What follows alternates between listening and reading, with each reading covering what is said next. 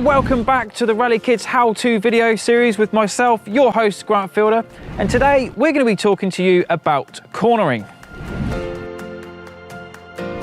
In this episode, we're going to be focusing on cornering, and cornering means riding around a corner. Corners can go from left, corners can go to the right, but the most important thing is judging your speed and judging your line going into that corner, enable to you enjoy that ride that little bit better. Step one, understanding the trail. And you do this by either walking with your bike or riding extremely slow with your bike because you do not know what is going to be happening after that corner. So let's go and have a look. So next up is entry into that corner. We need to make sure that we have chosen the right line to approach that corner. Line choice is very important when it comes to cornering. If you have a very sharp corner, you want to be approaching that corner far wider so you can see more of your exit.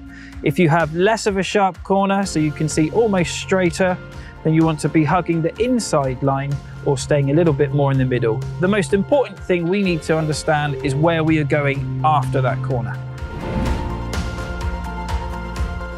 In episode 2, we focused on standing up whilst braking. We will be doing this before we approach that corner. Not at any point do we want to be braking in that corner because things can get a little bit hairy. With cornering, the most important thing is always braking before you get to that corner, because if you brake in that corner, your front wheel could wash out over the top or you could skid over the back. So the one thing we want to avoid is braking in the corner. So we do all that about here, or if you're going super fast, maybe a bit further back. So the next step, when you're inside that corner, you need to be looking at your exit. The most important thing is look where you are going, and then you should follow where your eyesight is taking you. But as we approach the corner, the most important thing we need to start thinking about is your exit. So as we're in this corner, we're like, right, how long does this corner go on for? And where is my exit? So I can see already here that that is my exit. I can actually see it from my entrance.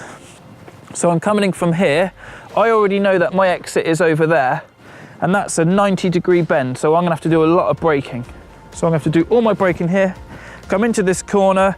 It's got a nice banked berm corner. So I'm gonna make sure I get my outside foot down. So I really wanna dig my tires into the corner so I can get maximum grip. When I'm halfway in that corner, I want to be looking at my exit, so I'm in this position with my pedals all the way down, my outside pedal all the way down, and looking for my exit.